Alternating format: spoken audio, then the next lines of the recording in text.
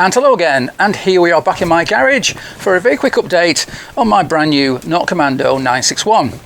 So I've now done about 700 miles on the bike, and it's now overdue for its first 500 mile service, but that's still 3 or 4 weeks away, so I'm trying not to use it too much in the meantime, although I probably will. Anyway, when I got the bike, I did say I wasn't going to make any major changes to the bike until it's at least 2 years old and out of warranty, and that's still the case. But there are a few small things I want to do in the meantime, and today I'm going to make 2 very small changes to the bike. And the first of those 2 mods should be pretty easy. It's just to fit a pair of bobbins, the swing arm, and so I can use a paddock stand. But as usual, it's not so easy, and I found a problem. And the reason for that is that these new TVS Nortons don't have the mount to take a paddock stand bobbin. Now the reason for that apparently is because the new exhaust system would get in the way of fitting those bobbins. But I still wanted to have some kind of way of lifting up the back of the bike and say adjusting or oiling the chain. And so therefore I made a pair of these shafts which are threaded to take the bobbins, and they in turn could slide into the wheel spindle like so on both sides. Now this wasn't quite so simple because the ID of this spindle is 16mm, but it's not 16mm all the way in. It sort of narrows down slightly, so these shafts have to be machined slightly narrower at this end than this end. But it's a good fit now, as you can see, and I can now use my paddock stand. Well, the second mod concerns the rear pillion seat, or rather the lack of a rear pillion seat. You see, when you buy the bike, it comes with this cover which can be unbolted. In its place, you can bolt in a pillion seat, but you don't get that with the bike. I know you've got to pay extra for the pillion seat. Now, since I'm never going to carry a pillion on this bike, I didn't bother, and I'm quite happy to leave it as is. But it does mean that these pillion pegs are now completely redundant, and they're going to have to go. Like so. So we'll pop him back on there. And you might think, well, job done. I've saved a few ounces of weight, probably about half a kilo. But no, we're not finished yet because I don't like this blank area here. And so next I need to machine up some kind of stainless steel cover for this blank area here.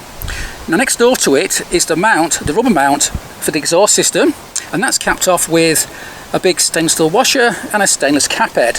So it makes sense to maybe just copy this look here. But to be honest, I don't think this looks very good at all. So what I might do is machine up 2 pairs of covers which look a bit better than this, and of course they'll both match. And I've got to make 2 pairs, one for the left and one for the right. And so that's what's next.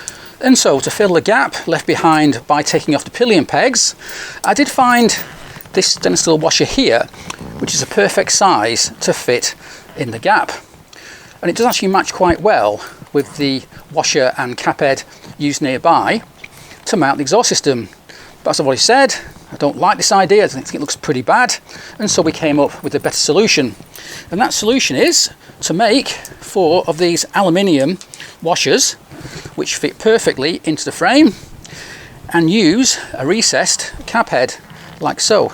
So that goes in there like that, and I think that looks a lot better than this design.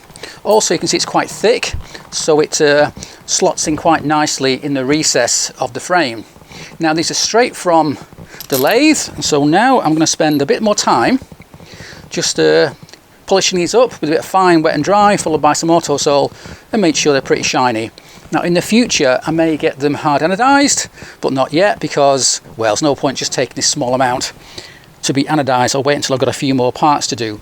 We also made these 2 little bushes because the 8mm bolt we're using, which matches the 8mm bolt used on the exhaust mount, is too small, because there's a hole in the frame which is this big. As you can see, it's quite big. I think it's about 12mm. You don't really put in an 8mm bolt through a 12mm hole, and so we made these little bushes, as you can see, that match the hole in the frame perfectly and keep everything nice and snug when it's in place on the frame. So now I'm just going to, as I say, polish up these aluminium washers and get them on the bike. And so first we put the bush into the frame like so, just a nice sliding fit, followed by the new cover, and it's 8mm bolt like so. And behind it I've taken a locking washer that's at the back here, that engages with a tab on the back of the frame, stops it from spinning round, not that I really need that, followed by a washer, stainless steel of course, followed by a new nylock stainless steel nut like so. Now I've done this quite quickly, so I've not really had time to make it as good as it could be. In time I will probably machine off the text that's on the head of this bolt, get it all polished up nicely, and as I say, in time also I might get these covers hard anodized or something like that, just because they're aluminium and they could corrode over time. But anyway, with that done, let's now change over this one. And so with the bolt out of the way, I can see that this is not a simple washer. It's actually quite a complicated bush. It's got a recess here that goes all the way through. I guess it goes through the middle of a rubber bung which holds on the exhaust pipe, so I can't change that for my simple washer because it's not a simple washer. But perhaps what I could do is just do that, make it look a bit better. Let me just have a little try of this. I might need a slightly longer bolt of course, because that's a bit thicker. So let's see, do you think that looks better or worse? In fact the bolt's a bit too long anyway, so I think that'll work quite well. Let me just see. Yeah, this might need a Mark II version being made, but for the time being, you know, this will do, and you learn as you go along. So let's pop this on. Luckily this bolt's actually a bit too long anyway, so I don't have a problem. Let's just get him on and we'll see how it looks. Right, how's that? At least in match now. Maybe I could slim this one down a wee bit, just machine it down so it doesn't project out quite so much, because I want it to look the same as this one. But you live and learn, so that'll do for now, and I think it is an improvement on what was there before. And so that's the very first change I've made to my new 961. And I must say, by removing the pillion pegs, I have saved almost a kilo in weight, which can't be bad. Now the bike hasn't yet gone for its first service, and in fact it's under warranty for the first 2 years. And so I don't intend to make any more big changes to the bike until after those 2 years are out. Who knows, at that time I might have sold it by then, or I might have different ideas. But yeah, I can't really do much else, and I don't intend to, as I say, with a brand new bike. So that's it for now. So thanks for watching, and cheers.